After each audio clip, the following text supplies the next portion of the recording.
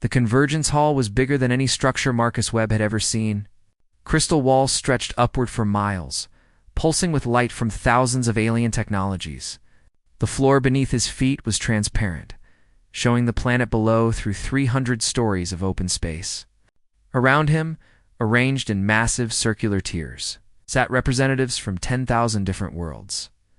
Marcus stood on a small platform that floated in the exact center of the chamber. Behind him stood Lieutenant Emma Cross and Dr. David Park, both wearing the same plain gray uniforms. No weapons. No technology.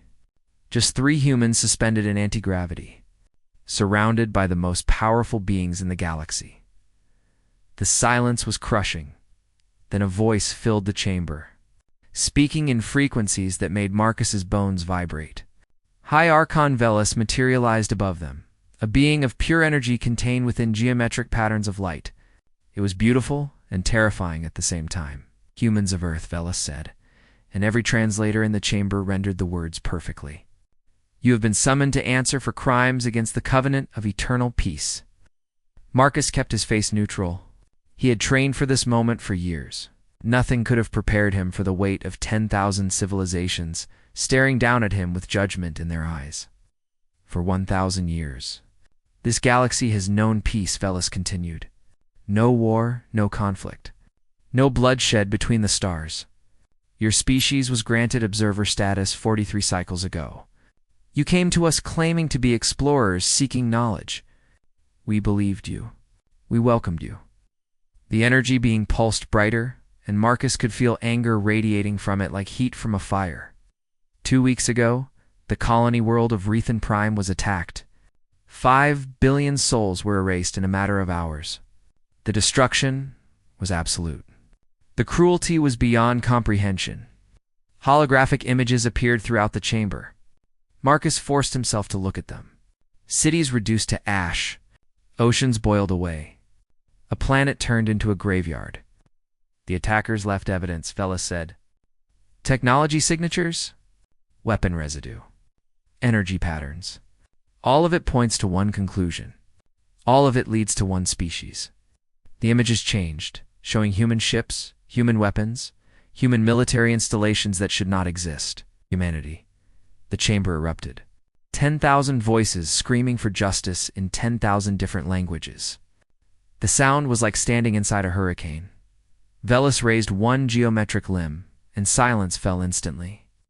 "The Tribunal of 7 has reviewed all evidence. We have consulted with the wisest minds across 400 sectors. The verdict is unanimous." Velis paused, and Marcus could feel the weight of what was coming. "Humanity is declared galactic enemy absolute. All species are granted permission to engage in total warfare against Earth and every human settlement. Your civilization will be removed from existence. You have 1 cycle to prepare yourselves." Kus smiled.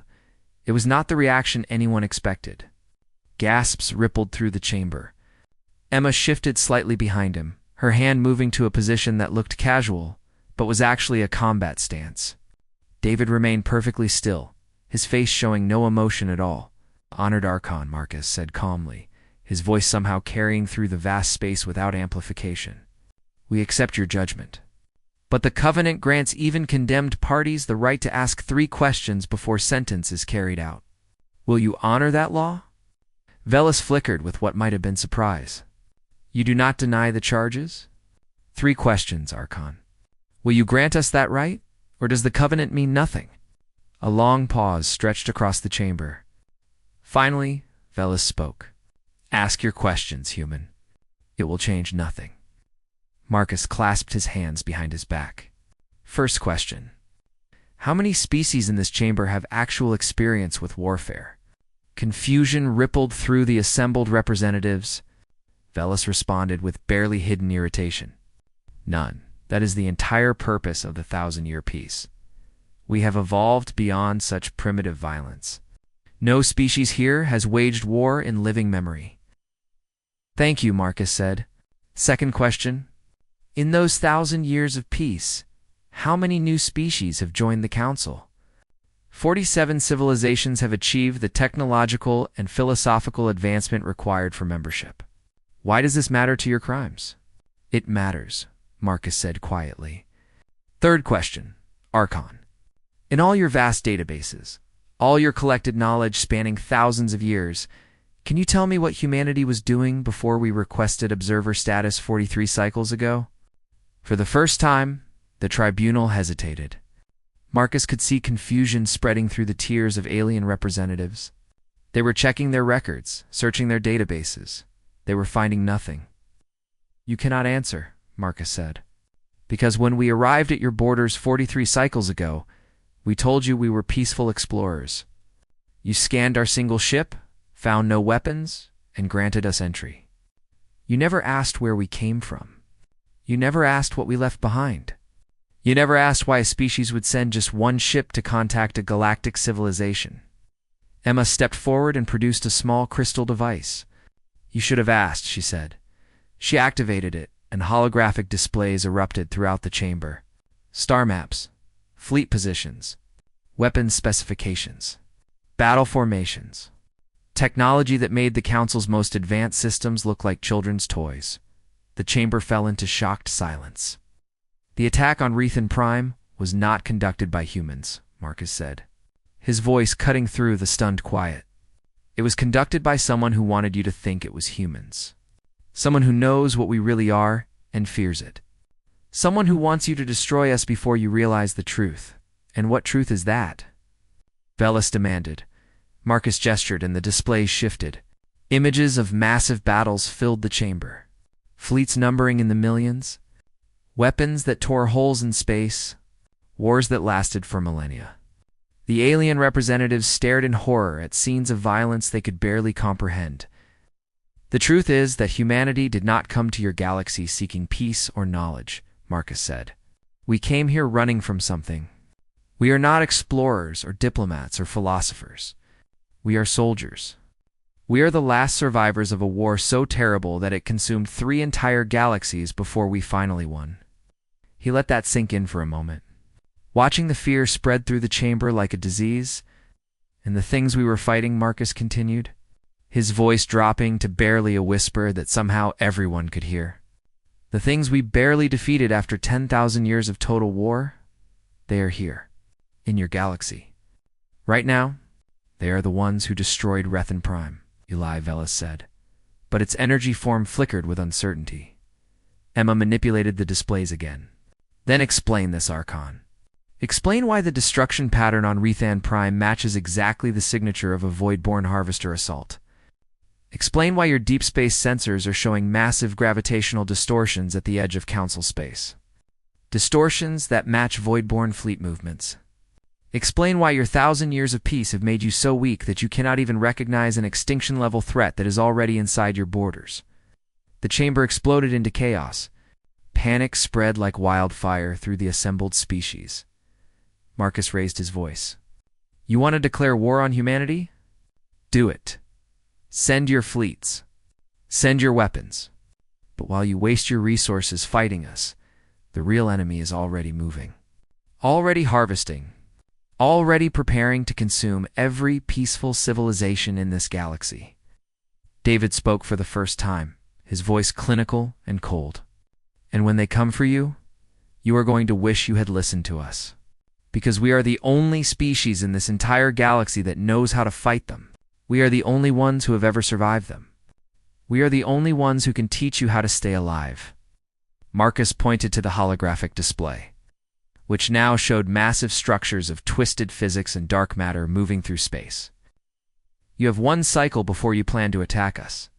Give us 72 hours instead. Send scout teams to verify our claims. Fast ships with good sensors. If we are lying, you lose nothing but 3 days. And if you are telling the truth, Velis asked slowly, then we do what we do best, Marcus said. We fight. We teach you how to fight. And maybe, just maybe, we save your beautiful, peaceful galaxy from becoming nothing more than food for things that view your 1,000 years of peace as nothing but a well-alleged harvest ready to be consumed. He paused, then added quietly, but you need to understand something, Archon. We did not come here by accident. We have been watching, waiting, preparing, for 43 cycles. You thought we were studying your culture and technology. We were not.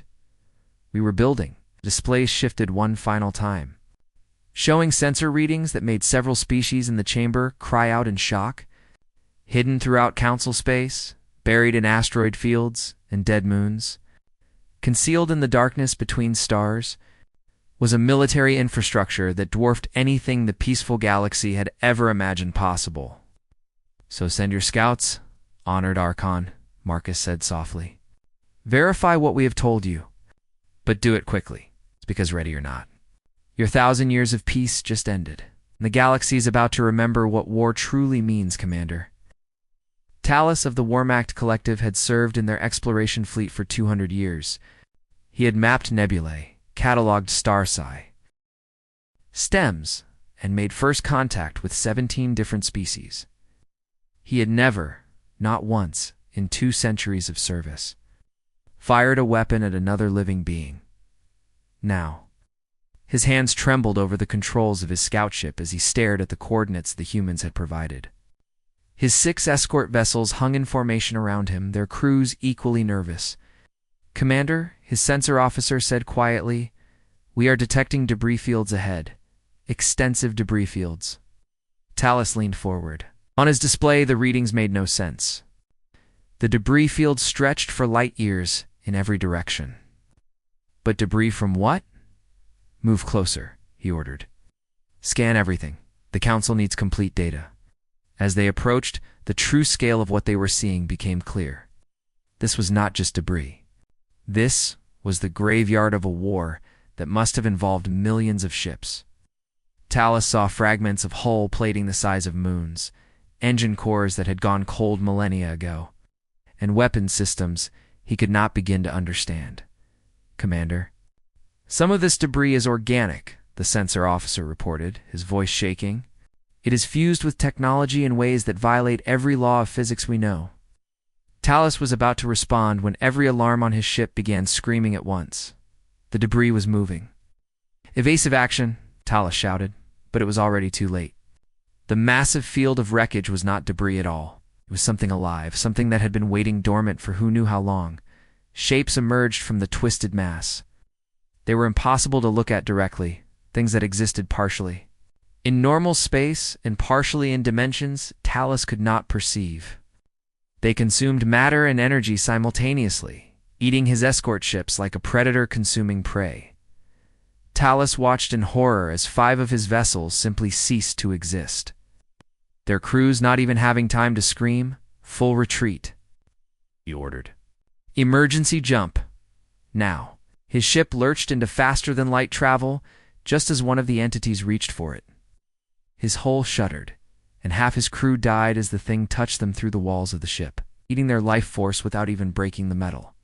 When Talus emerged back in Council space 12 hours later, his ship was barely functional, his crew was traumatized, and his sensor logs contained data that proved the humans had been telling the truth.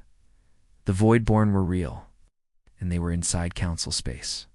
On Earth, deep beneath the Arctic ice, Emma Crow stood in a command center that should not exist. Around her, tactical displays showed the deployment of human forces across 300 star systems. She was coordinating with military commanders, whose ranks and titles the Council had never heard of because humanity had never admitted they existed. "Status on the evacuation fleet?" she asked. An officer responded immediately. "Colony ships 17 through 43 have departed. They're carrying the soft infrastructure. Artists, historians, children under combat age, genetic repositories, cultural archives." Emma nodded. The Council thought humanity had a population of 12 billion, mostly concentrated on Earth. They had no idea that number was only the military personnel. The real population, the civilians who could not fight, had been evacuated. Over the past 40 years, 2 hidden colony ships that now drifted in the darkness beyond the galaxy. Earth itself had been converted into a fortress. Every human remaining on the planet was military trained from age 14 upward. The cities the Council delegates had visited were facades. The real Earth was underground, a weapons platform disguised as a homeworld. "How long until the Council makes their decision?" an admiral asked. 72 hours, Emma said. Maybe less if the scout teams report back early, and if they decide to attack us anyway. Ash. Emma's expression turned cold. Then they learn why. You do not declare war on a species that has been fighting for 10,000 years. They learn what happens when sheep challenge wolves. In the Deshan Dominion, the telepathic species that had not raised weapons in 600 years scrambled to understand what their scout team had found, Captain. Riley commanded the human weapons testing facility hidden inside a manufactured pocket dimension. When the Deshan observers materialized, using their technology to appear directly inside the facility, Riley did not even look surprised. "Welcome," she said calmly. "I assume you are here to verify our claims?" The lead, the Shen, a being of elegant mental prowess named Sooth, projected its thoughts directly into Riley's mind. "You built this, a weapons testing facility that exists outside normal space. Why?" Riley gestured to the observation windows. Beyond them, in the pocket dimension they had created, humans were testing weapons. Sooth watched as a device no larger than a person's fist was activated. The weapon reached out across space and simply deleted a test asteroid. Not destroyed it, deleted it. The asteroid ceased to have ever existed. "We built this because we knew this day would come," Riley explained. "The Voidborn follow a pattern. They seed a galaxy with the conditions for civilization. They eliminate natural conflict. They let societies grow soft and numerous. Then they harvest everything at once." She pulled up historical data on a display. "Your 1,000-year peace was not natural evolution, Captain Sooth. It was engineered. The Voidborn manipulated your entire galactic culture to make you easy prey." Sooth's mental presence flickered with horror. "You knew this would happen. You came here 43 cycles ago knowing the harvest was coming?" "We did not come here to save you," Riley said bluntly. "We came here because we were hunting them. The Voidborn destroyed our home galaxy. We chased them here to finish what we started. The Council just happens to be in the way." "Then why warn us? Why not let us die?" Riley turned to face the Deshan directly. "Because we learned something in 10,000 years of war. We learned that the Voidborn feed on despair as much as they feed on life. Every civilization they harvest makes them stronger.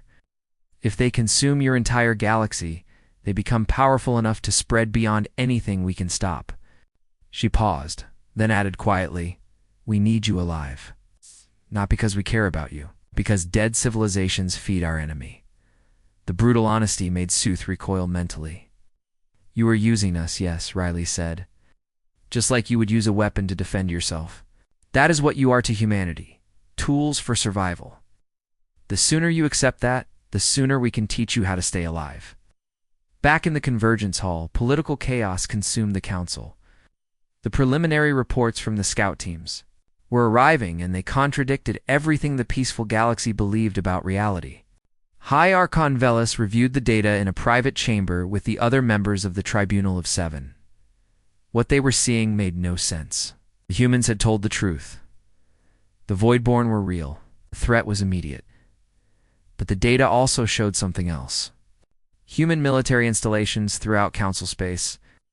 Weapons platforms hidden in plain sight. Technology that suggested humanity had been preparing for war since the moment they arrived. "They deceived us," Archon Krell of the Krell Imperium said. "They have been lying since the beginning." "They also warned us," another tribunal member countered. "Without that warning, we would have been completely unprepared."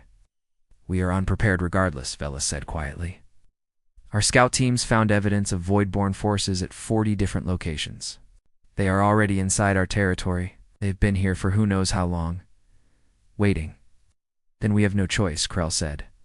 "We must accept humanity's offer of assistance." Velis studied the Krell Archon carefully. Something felt wrong. The Krell had been too quick to suggest allying with humanity. Too eager to dismiss the evidence of human deception. But before Velis could voice this concern, alarms began blaring throughout the Convergence Hall. The 3rd Scout Team, sent to investigate the final coordinates, had just transmitted an emergency signal. They had found something at the location the humans specified. At a battlefield from a war that occurred exactly 1,043 years ago. Right before the 1,000-year peace mysteriously began, Dr. David Park reviewed the forensic data from that ancient battlefield and felt his blood turn cold. The battle had involved human forces and void-born harvesters. It had been brutal, with casualties in the billions on both sides. But it had ended with a human victory. Pyrrhic victory that had cost humanity dearly, but a victory nonetheless. And it had occurred at the exact moment that the Council's historical records showed the last major conflict in the galaxy ending, and the great peace beginning. The implication was devastating. The 1,000-year peace had not been natural. It had been the result of someone removing the major threat that kept civilizations sharp and ready for war. David transmitted his findings directly to Marcus and Emma with a single attached message. The peace was artificial. Someone has been manipulating the galaxy for 1,000 years. Someone wanted the Council weak. Marcus received the transmission while standing before the tribunal once again. The 72 hours had expired. The scout teams had all reported back. The evidence was undeniable. Hi, Archonvelis, addressed the chamber. The scout teams have verified your claims. The Voidborn are real. The threat is immediate. Humanity is offered full alliance status. We will coordinate our forces to repel this invasion. Marcus should have felt relief. Instead, he felt only dread as he read David's message. Honored Archon, Marcus said slowly. Before we accept that alliance, I need to ask one more question. A question that might save all our lives. What question? Marcus looked directly at Archon Krell. I want to know why the Krell Imperium has been moving military forces into position around Council Core worlds for the past 72 hours. I want to know why those forces are not deployed to defend against the Voidborn. And I want to know why the energy signature we detected from the attack on Rethan Prime matches Krell. Weapons technology modified with Voidborn enhancements. The chamber fell into shocked silence. Krell's form shimmered, and for the first time, Marcus saw fear in an alien stance. You are accusing me of treason? Krell said. I am accusing you of collaboration with an enemy that offered your species survival in exchange for betraying everyone else. Marcus said coldly, before anyone could respond. Every sensor in the convergence hall began screaming alerts. Massive. Gravitational distortions were appearing throughout Council space. 40 star systems reported Voidborn harvester fleets emerging from dimensional rifts. The invasion had begun, and half the Council's military forces were deployed hunting humans instead of defending. Against the real threat, the colony world of Nexus Prime died in 17 minutes. Commander Talus watched from orbit, his damaged ship barely capable of maintaining position. As the Voidborn harvesters descended upon the planet below, they did not come as ships or weapons. They came as living nightmares, creatures that existed between dimensions. Reaching through reality like hands through water, the planet's defense fleet opened fire immediately. Energy weapons, kinetic impactors, nuclear warheads. Everything the Warmact Collective had built in their 1,000 years of peace. Nothing worked. The harvesters simply absorbed the attacks, consuming the energy and matter like food. Talus watched in horror as battleships ceased to exist. Their crews erased from reality without even understanding what had killed them. On the planet's surface, 5 billion souls looked up at the sky and saw their doom descending. The harvesters did not destroy cities with explosions. They consumed them. Buildings, vehicles, people, even the memories of those who died. Everything was pulled into the Voidborn, feeding them, making them stronger. Talus tried to help. He fired every weapon his crippled ship possessed. It made no difference. The harvesters ignored him like a predator ignores an insect. 17 minutes after the attack began, Nexus Prime was gone, not destroyed. Gone. The oceans had been consumed. The atmosphere had been eaten. The planet was now just a dead rock, stripped of everything that had made it a living world. Talus transmitted the data to the Council and then set course for the nearest human facility. The Warmact Collective needed help, and only humanity seemed to understand what they were fighting. In the Convergence Hall, chaos had replaced order. The Tribunal of Seven was trying to coordinate a defense. But the species that made up the council had no experience with warfare. They did not know how to form battle lines or coordinate fleet movements or make tactical decisions under pressure. "Hi, Archon." Veles watched as another report came in. 3 more worlds attacked. 2 more already consumed. The casualties were climbing into the hundreds of billions. "Where are the humans?" Veles demanded. "Their forces are engaged at Threshold Station," an aide reported. "They are holding the line there." "One location?" Veles felt something like anger pulse through its energy form. "They claim to have vast military resources." "Where are they?" Marcus Webb materialized via hologram. His uniform was scorched, and there was blood on his face. "We are fighting your civil war, Archon. Half your fleets are still shooting at us because you never rescinded the declaration of total warfare. We cannot defend your worlds while defending ourselves from your forces. The declaration is hereby rescinded," Veles said immediately. "All Council forces are ordered to stand down and coordinate with human military command." "Too late for some," Marcus said grimly. "The Krell Imperium just declared independence from the Council. Archon Krell has revealed himself as a Voidborn collaborator. His forces are attacking Council loyalists, even as the Harvesters consume civilian populations." He pulled up tactical displays showing the nightmare scenario. "You have a 3-way war now, Archon. Council forces versus Voidborn Harvesters versus Krell traders. Your galaxy is tearing itself apart. What do we do?" Veles asked, and for the first time in its long existence, it felt something like fear. "You execute protocol, Reaper," Marcus said. "You give humanity full military authority over all Council forces. You let us do what we were built to do. You let us fight." Veles looked at the casualty reports climbing higher every second. 300 billion dead in the first 6 hours. The number would be in the trillions soon. "Do it," Veles said.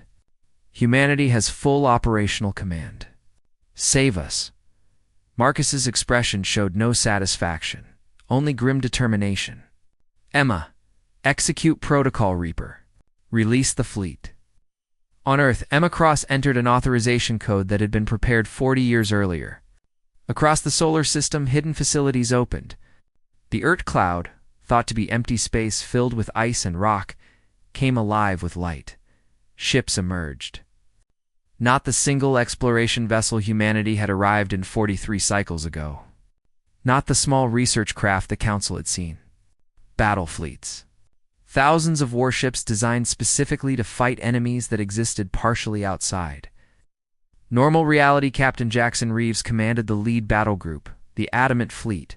27 ships, each one crewed by humans who had trained their entire lives for this moment. "All vessels, this is Reeves," he transmitted. "The Voidborn are inside Council space. Nexus Prime has fallen. Threshold Station is under attack. We are deploying to Threshold. Remember your training. Remember what we fight for." The long war continues. His crew responded with calm efficiency. No fear, no hesitation. They had been preparing for this battle since before they were born. Their parents had prepared for it. Their grandparents had fought in the previous war against the Voidborn. This was what humanity did. This was what humanity was. The Adamant Fleet jumped to faster-than-light travel. Heading for Threshold Station, where 4 billion souls waited to see if they would live or die. Threshold Station hung in space like a jewel. A massive trade hub that connected 12 different sectors. When the Voidborn Harvesters arrived, they came in force. 67 entities, each one capable of consuming a small moon. The Council forces defending Threshold fought bravely. They died uselessly. Their weapons passed through the Harvesters without effect. Their shields could not stop attacks that came from dimensions they could not perceive. Within minutes, they were being slaughtered. Then the human fleet arrived. Reeves watched the tactical display and felt the familiar calm of combat settle over him. "All ships deploy reality anchors.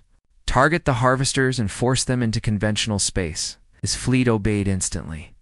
Strange devices activated, creating fields that stabilized local reality. The Voidborn Harvesters, creatures that existed between dimensions, suddenly found themselves pulled fully into normal space. For the first time, they could be hurt. Reeves ordered. The human weapons were unlike anything the Council had ever created. Null field projectors that prevented dimensional shifting, consciousness fragmentation bombs that shattered the Harvesters' alien minds, reality cutters that sliced through matter and energy equally. The battle was not elegant. It was brutal, efficient execution. The Harvesters tried to adapt, tried to retreat back into their dimensional refuges. The reality anchors held them in place, forcing them to fight in a realm where human weapons could reach them. One by one, the Harvesters died. Their deaths were violent, their forms dissipating into energy that screamed across multiple spectrums. But the cost was terrible. 7 human ships were destroyed, their crews of thousands sacrificing themselves and ramming attacks when their weapons ran dry. No hesitation, no debate. When a Harvester needed to die, and the only weapon left was the ship itself, human crews drove their vessels into the enemy at relativistic speeds. When the battle ended 40 minutes later, 67 Harvesters were dead. 7,000 humans were dead. The Threshold Station was saved. The 4 billion Council citizens who survived could not comprehend what they had witnessed. They had watched ships deliberately destroy themselves to kill the enemy. They had watched humans fight with a level of brutality and efficiency that suggested they had done this thousands of times before, because they had, across the galaxy. Similar battles played out. Human fleets engaged Voidborn Harvesters at 23 different locations simultaneously. They won every engagement. The cost was always high, always measured in thousands of human lives, but they won. High Archon Velis received the battle reports and felt something it had never experienced before. Gratitude mixed with terror. The humans were saving Council worlds, but the way they fought suggested they were capable of conquering those same worlds if they chose to. They are monsters, one Council member said. Watching footage of a human ship deliberately ramming a Harvester. They are our monsters, Velis corrected. And we need them. In a quiet moment between battles, Dr. David Park approached Emma Cross in the Arctic Command Center. His face was troubled. There is something you need to know, he said quietly. Something I discovered in the historical data. What is it? The Voidborn are not unknown to humanity. David S. Aid. They are old enemies. We have been fighting them for 10,000 years. But Emma, we did not come to this galaxy seeking refuge. He pulled up star charts showing humanity's path through space over the past 50,000 years. We came here hunting them. The Voidborn seeded this galaxy millennia ago, creating the conditions for the 1,000-year peace. They were farming civilizations, letting them grow soft and numerous before harvesting them all at once. Emma studied the charts. We knew that already, David said. What we did not tell the Council is that we arrived in this galaxy knowing exactly when the harvest was scheduled to begin. We have been here for 43 cycles, not studying the Council or hiding from the Voidborn. We have been preparing to use the Council as bait. Amma met his eyes. I know. I helped write that plan. The Council thinks we are here to save them, David said slowly. But we are not, are we? We are here to kill every Voidborn in the universe. The Council civilizations are just the battlefield we chose. Does that bother you, David? He considered the question carefully. I do not know. We are saving billions of lives. But we are also using those lives as bait to draw out an enemy we have been hunting for millennia. Is that morally acceptable? It is survival, Emma said coldly. The Voidborn will not stop with this galaxy. If we do not eliminate them here, they will spread. They will consume everything. Eventually, they will find our hidden colony ships. They will find the civilians we evacuated. They will harvest everything humanity has built. So yes, we are using the Council. And we will continue using them until the Voidborn are extinct. Because that is what war means, David. It means making terrible choices so that someone, somewhere, survives. Before David could respond, alarms blared throughout the command center. What is it? Emma demanded, and analysts brought up sensor data that made Emma's blood run cold. The Harvesters we have been fighting, the ones attacking individual worlds, they were just scouts. Advance elements. The main fleet just appeared at the edge of Council space. The display showed gravitational readings that defied comprehension. 2,000 void-born harvesters, all moving in coordinated formation. Where are they headed? Emma asked, though she already knew the answer. Earth, the analyst confirmed. They are coming for us. All of them. Emma activated a galaxy-wide transmission to all human forces. All units, this is command. Execute protocol endurance. Fall back to Sol system. The enemy is bringing the fight to us. She looked at David. You wanted to know if our plan was morally acceptable? You are about to find out. Because we are going to turn Earth into the biggest trap in galactic history. And if it fails, humanity dies. But the Voidborn will die with us. 2,000 Voidborn harvesters entered the Sol system like locusts descending on a harvest field. They ignored the human colonies on Mars, the mining operations in the asteroid belt, the research stations orbiting Jupiter. They wanted Earth, and nothing else mattered. Captain Jackson Reeves stood on the bridge of his flagship, the Adamant, watching the enemy approach. His fleet, along with every other human military vessel in the galaxy, had pulled back to defensive positions around humanity's homeworld. All ships, maintain formation, he transmitted. Let them come. Let them think they are winning. On the surface of Earth, the planet itself was transforming.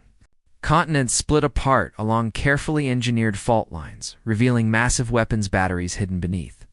The oceans began draining into underground reservoirs, exposing ship hangars, the size of mountain ranges that had been concealed beneath the water for 4 decades. In the Convergence Hall, High Archon Velis and representatives from 300 species watched via long-range sensors. What they saw defied everything they thought they knew about humanity. Earth was not a homeworld. It was a weapon.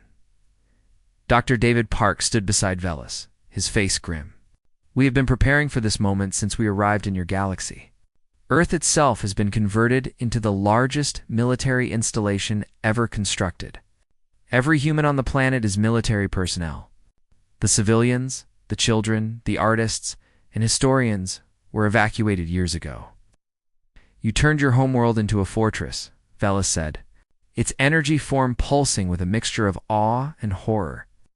We turned it into a trap, David corrected. The Voidborn have been hunting humanity for 10,000 years. They know we are their only real threat. They will sacrifice everything to eliminate us. So we gave them a target they cannot resist. On the display, the moon suddenly split apart. Not destroyed, but opened like a flower, revealing its center. Inside was a weapon platform so massive that its energy signature registered across half the solar system. Luna was never a natural satellite, David explained. We hollowed it out for decades ago and built the largest directed energy weapon in known space. The Council thought it was a colony. It is a gun. The first wave of Voidborn harvesters crashed into Earth's orbital defenses. The battle was immediate and catastrophic. Human weapons platforms fired at rates that should have melted their systems. Directed energy beams. Kinetic impactors moving at significant fractions of light speed. Antimatter mines that turned space into plasma. The Voidborn absorbed the damage, adapted, and kept coming. They were relentless, unstoppable, hungry. Entire defense platforms were consumed.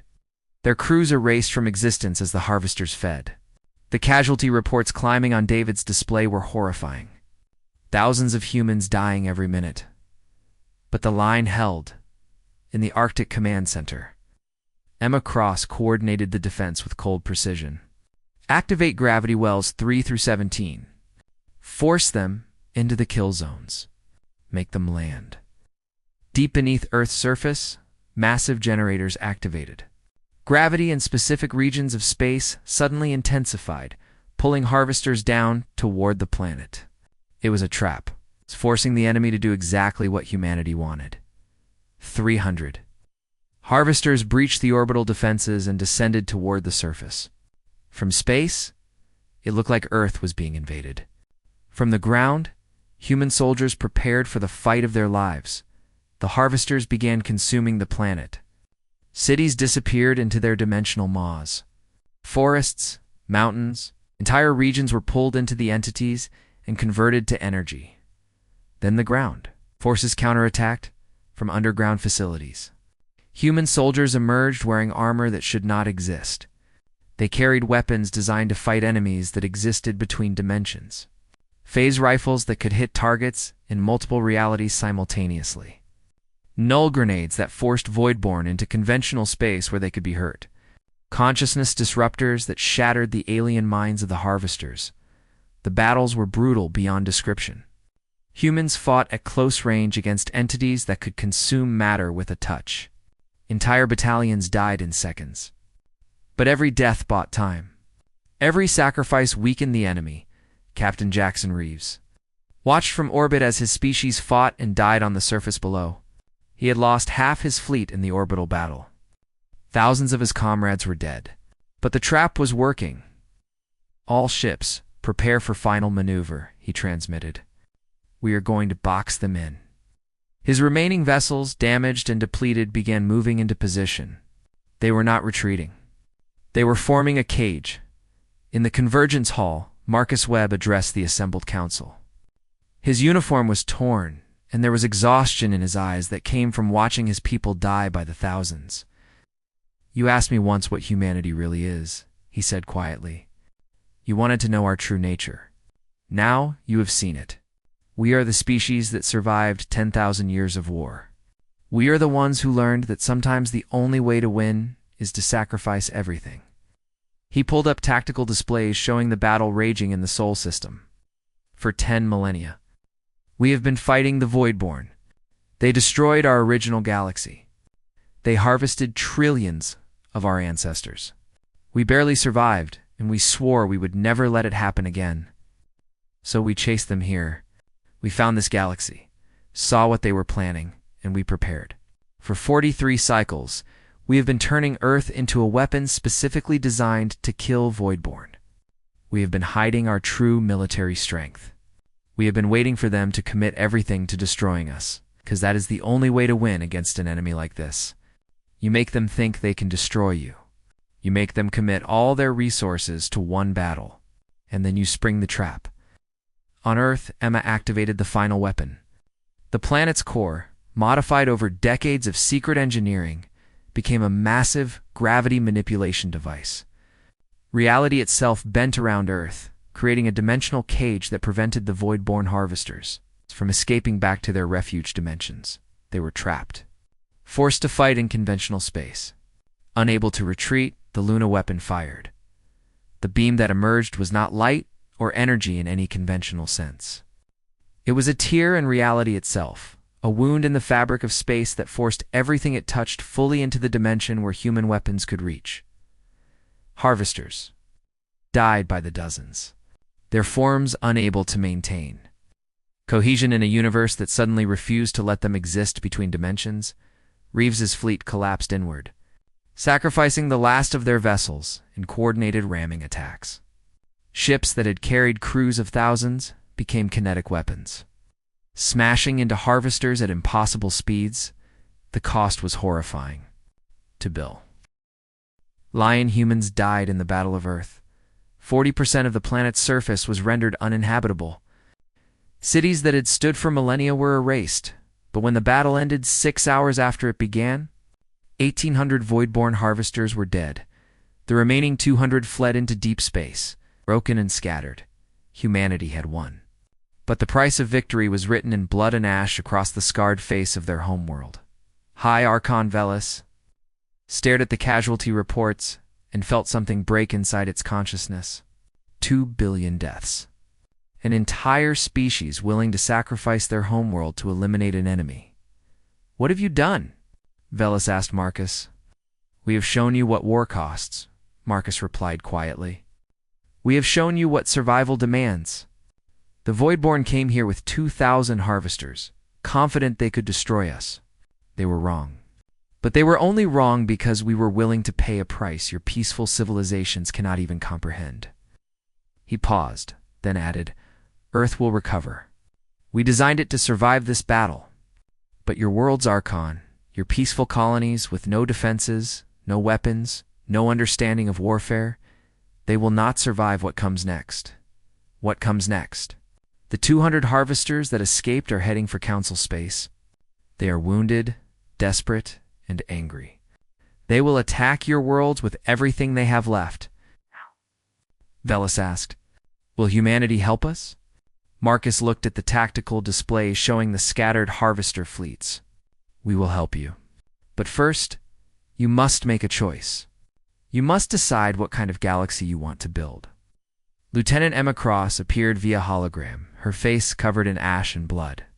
"The Krell Imperium is using the chaos to attack 73 Council worlds simultaneously.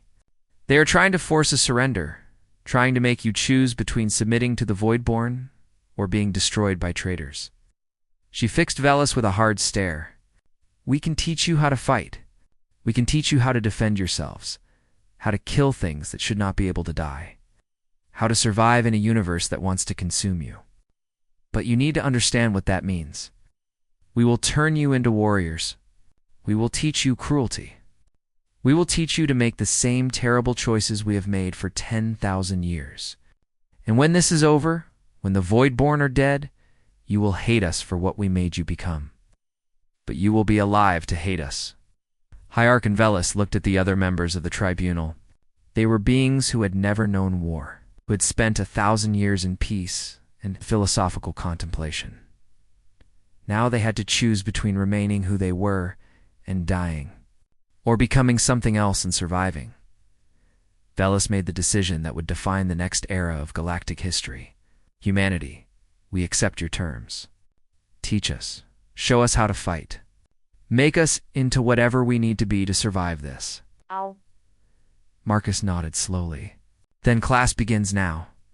The Veshan Dominion has 48 hours before the escaped harvesters reach their core worlds. 15 trillion souls are about to face extinction. We are going to teach you how to save them. The cost will be measured in thousands of Vesian lives.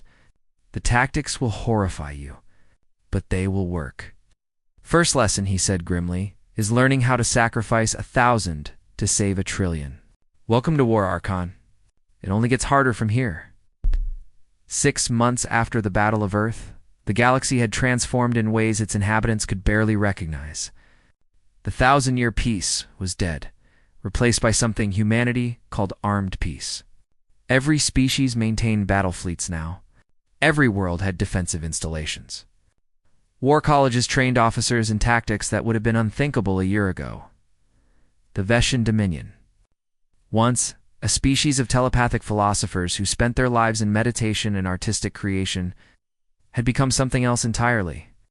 When the escaped Voidborn harvesters attacked their core worlds, the Thessians were ready. Commander Talus of the Wehrmacht Collective stood on the bridge of his new warship, watching the battle unfold in Neshan space. His crew was no longer composed of explorers and scientists. They were soldiers now, trained by humans in tactics that made use of Wehrmacht gravity manipulation. Technology in ways their species had never imagined. The Thessians fought with their minds, using coordinated telepathic strikes to overwhelm the consciousness-feeding mechanisms of the harvesters. It worked.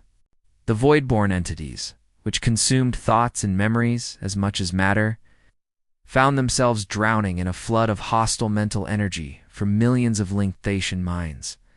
But the cost was terrible. Thousands of the Seans burned out their minds in the assault, dying to kill a single harvester. Their sacrifice saved 15 trillion lives, but it changed their species forever. "We are becoming them," Talus said quietly, watching Veshan commanders coldly calculate acceptable casualties. "We are becoming human." The fear in his voice was not fear of humans. It was fear of what his own species was becoming. On Mars, which had become humanity's new command center while Earth recovered. The War College trained 10,000 aliens in the brutal mathematics of survival. Dr. David Park taught a class on strategic sacrifice, to kill a harvester reliably. "You must be willing to sacrifice a capital ship and its crew," he explained to students from 40 different species. "To eliminate a harvester fleet, you must accept that entire worlds might be devastated in the fighting. To win a war against an enemy like the Voidborn, you must be willing to become something you will hate." A young Veshan student, one who had survived the battle of the core worlds, raised a question. "Is there no other way?" Must we always choose between death and becoming monsters? David's expression was compassionate but firm. You are not becoming monsters. You are becoming survivors. There is a difference. Monsters kill because they enjoy it. Survivors kill because the alternative is extinction. But yes, you will hate what you become. We have hated what we became for 10,000 years. That hatred is important. Hold on to it.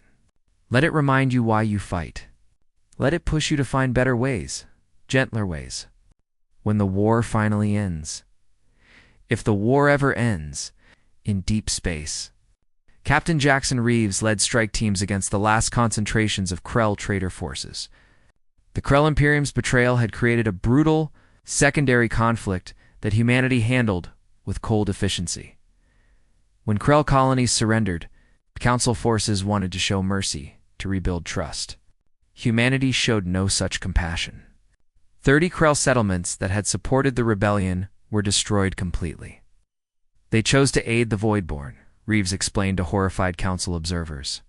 They chose to help an enemy that wants to harvest all organic life in the galaxy. There is no redemption for that choice. There is only the elimination of a threat. Half the Council was appalled by the brutality. The other half understood. War meant making choices that would haunt you forever. It meant becoming something you never wanted to be. High Archon Velis had changed more than any other Council being. Its energy form was darker now, sharper, more aggressive. It commanded fleets and ordered strikes, and calculated casualties with an efficiency that would have been impossible for its previous self. In a private moment with Marcus Webb, Velis asked the question that haunted every Council species. What have you done to us? Marcus looked tired. He had aged visibly in 6 months, the weight of command pressing down on him like gravity. We saved you. We taught you how to survive. But survival comes with a price. You are paying that price now. We were philosophers, Velis said.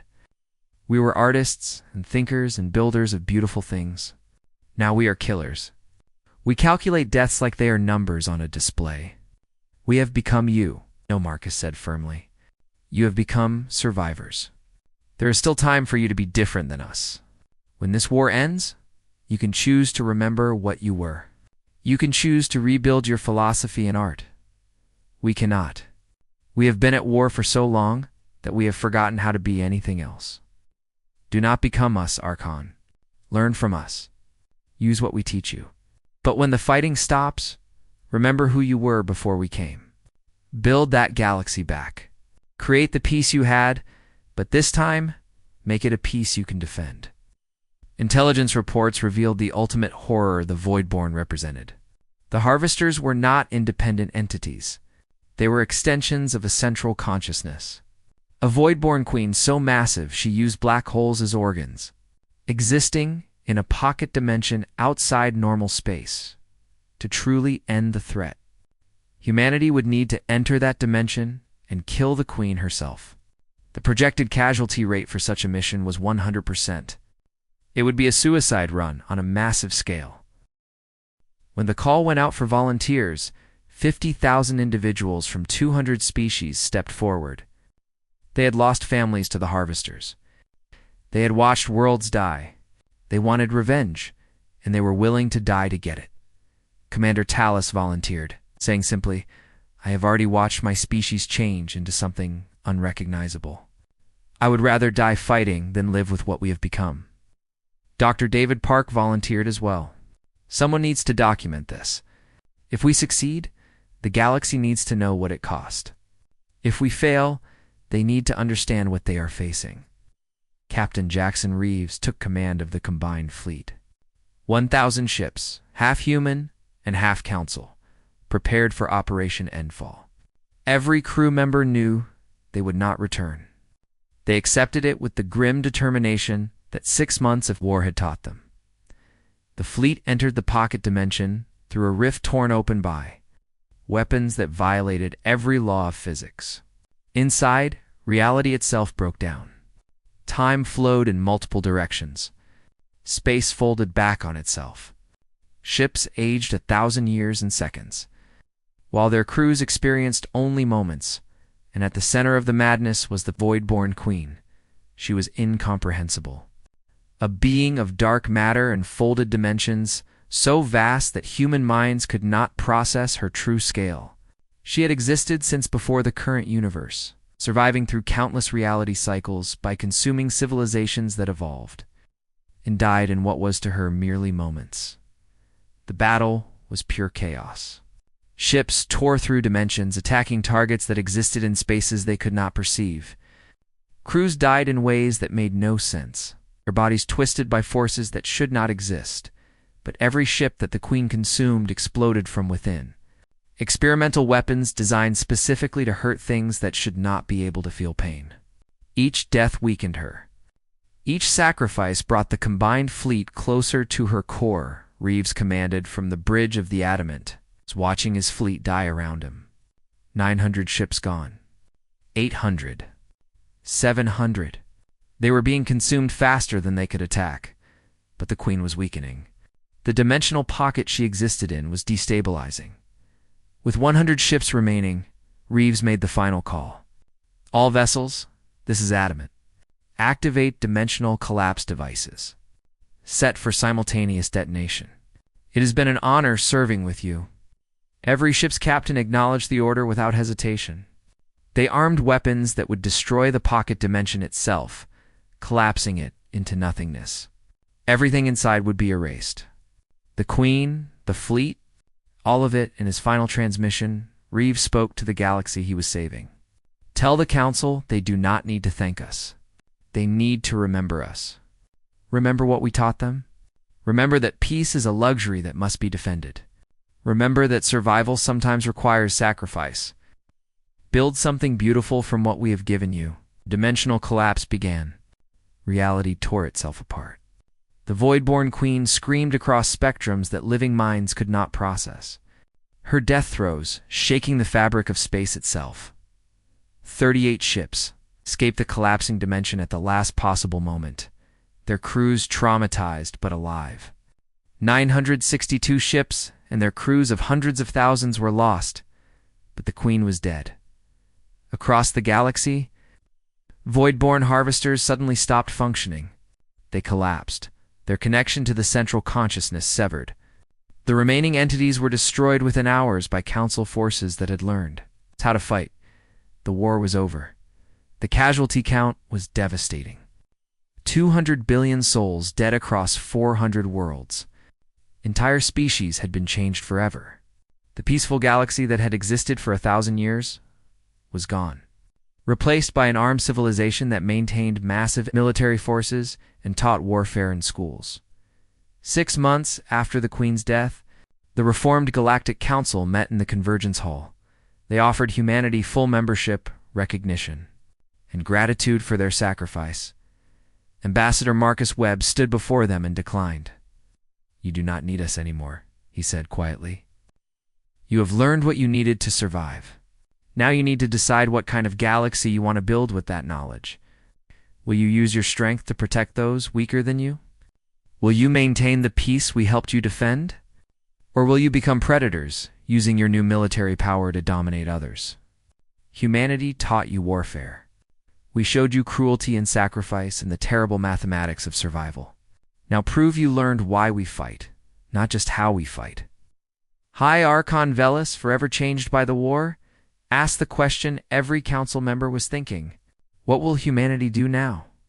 Emma Cross, promoted to Admiral after her leadership during the Earth defense, answered, "We leave. We continue the long war. Intelligence suggests there are other void-born concentrations in neighboring galaxies. We hunt them. We eliminate them. It is what we do. It is all we know how to do. Do not become us," she added. "Build your peace. Make it strong. Make it worth defending. But do not let war define you the way it has defined humanity." The human forces began their departure. 43% of humanity had died in the war. Earth was scarred but recovering. The hidden colony ships containing humanity's civilian population slowly began returning. Though many would establish new settlements far from the Council and its memories, as Marcus's ship prepared to leave Council space, he sent a final transmission to Velis. If you find more harvesters, call us. We will come. That is our purpose. That is what we were built for. But if you do not forget we existed, live your lives. Build something beautiful. Create art and philosophy and all the things we gave up 10,000 years ago. And if you start another 1,000 years of peace, this time make sure you are ready when it ends. The human fleet departed, heading into the darkness beyond the galaxy's edge, chasing rumors of other void-born concentrations. The long war continued for them. It would always continue in the Convergence Hall. High Archon Vela stood alone, watching the stars and thinking about the species that had saved them and damned them in equal measure. Around the galaxy, military academies trained new officers. Defensive fleets patrolled borders. Scientists developed weapons alongside art. The Council had survived. But they had paid for that survival with their innocence. They saved us, Velas said quietly to the empty chamber, and they changed us forever. We are no longer the beings we were before they came. A transmission arrived then, one final message from Dr. David Park, who had somehow survived Operation Endfall. There is something you need to know. Something we discovered in the Queen's dimension before she died. The Voidborn were not the apex predators we thought. They were running from something else. Something that makes them look like prey. It is out there, beyond this galaxy. And it is already moving. The transmission ended. Velas stared at the star map, at the vast unknown stretching beyond Council space. The war was over, but the long war that humanity fought had no end. Somewhere in the darkness, something worse than the Voidborn stirred, something ancient and hungry and patient and humanity. Scarred and changed and forever warring, turned to face it, because that was what they did. What they had always done, what they would always do. They fought. They sacrificed. They survived, and they made sure that when the next great threat came for the galaxy, there would be someone ready to stand in its way. Even if that someone had become something terrible in the process of learning how to survive. The 1,000-year peace had ended. A new age had begun. An age where peace was maintained not by philosophy, but by strength. Not by hope, but by readiness. Humanity had taught the galaxy a lesson, written in blood and sacrifice, and the galaxy would never forget it. Retriclod can make mistakes. Please double-check responses. Sonnet 4.5